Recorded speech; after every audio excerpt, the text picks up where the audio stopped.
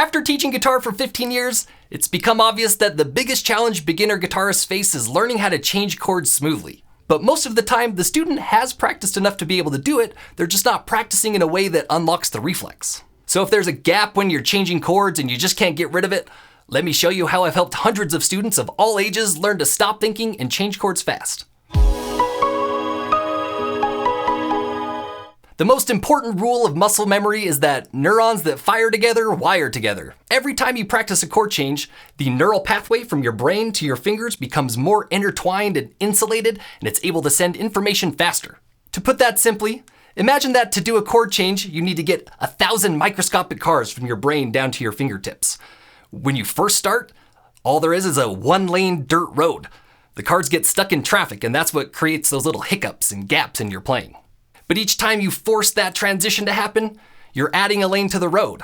After enough reps, it's a 10-lane highway, and then 100 lanes. And after a while, a 1,000-lane highway, and all the cars are moving at once. That's when it starts to feel automatic. So if you want to build a reflex, you just have to do that movement 1,000 times or whatever. But that's only half the story. You might have already done that. Learning to rely on your muscle memory is more of a mindset. Doing something reflexively means doing it without thinking. So if you're always playing at your own speed, then you're always giving yourself the time you need to consciously think about and critique every movement of the chord change. If we go back to our neuron highway analogy, dibs on that band name, if you're always playing at your own speed, then you're turning your attention into the highway patrol who's always setting up roadblocks and checkpoints. It doesn't matter how many lanes there are if everybody's got to pull over every few miles anyway. You got to give the highway patrol the day off and let all of those cars go as fast as they want. No rules. Like Mad Max. So the trick is practicing a little faster than you can think. Then you don't even have time to judge all the moves that you're making. Your only option is to start falling back on the reflexes you've been building and getting used to letting your fingers do all the work without you telling them to. And the most effective way to do that is by trying to keep up with something else, like a recording or a drum track or a metronome. It's the stress of having to keep up with something that triggers the reflex. It's like that classic comic book trope of the superhero's powers manifesting for the first time when they're under extreme stress. I'm not a geek, you're a geek. Don't worry, if you hate the metronome, I'm going to give you a way out of using one in just a minute.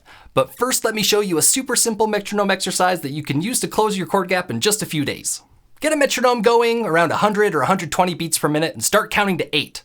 To practice switching between C and G, we'll strum C on count 1 and give yourself the next 7 counts to move your fingers to the G chord. Then strum G on count 1 and use the next 7 counts to get back to C. Once you can keep that going a few times in a row, then start strumming on count 1 and 2, giving your fingers only 6 beats to move. Once that becomes easy, then you start strumming on 1, 2, and 3, and you only get 5 beats to move. You see where this is going? You just keep adding a strum, and eventually you're doing all 8, and you barely noticed it getting more challenging. Because if you're running at 120 beats per minute, each strum you add only shrinks the gap by half a second until it's totally seamless. And for most people, just going half a second faster is a very manageable step to reach within a day or so. So yes, the secret to smooth chord changes is using a metronome. But I've taught guitar long enough to know that most beginners usually have a hard time keeping up with one. They typically start to drift away from it, then tune it out, and then eventually they're just kind of doing what they were already doing, but now there's an annoying click happening too. And they usually don't even notice that they drifted away from it, so it's not helping at all. However, over the years, I've noticed students can keep up pretty easily if I'm playing along with them.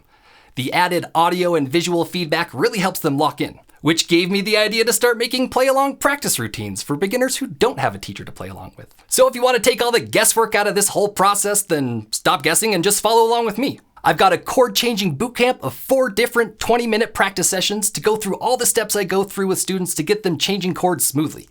It's kind of like those yoga or workout videos you follow along to in your living room, but for developing your guitar muscles instead. It's just 20 minutes of guided exercises to a drum track and no talking. You get all the benefits of practicing to a metronome, but you don't have to hear one or think about anything. They are intended to be played 4 or 5 times over the course of a week, so it's okay if the first few tries are a little sloppy. Embrace the mess. This is a refinement process, and it can take a few days before you start to see the progress, because the real learning happens while you sleep. See this video for more information about that. Throughout the 4 different practice sessions, we'll warm up each chord with chord kicks, practice switching between the most common pairs of chords, first with a 2-beat gap between changes, then no gap. We'll practice keeping your strumming arm moving by learning a few different strum patterns while changing between C and A minor. We'll clean up your muted strings with a chord cleaning spider crawl, and finally work up to playing a few different chord progressions with the strum pattern.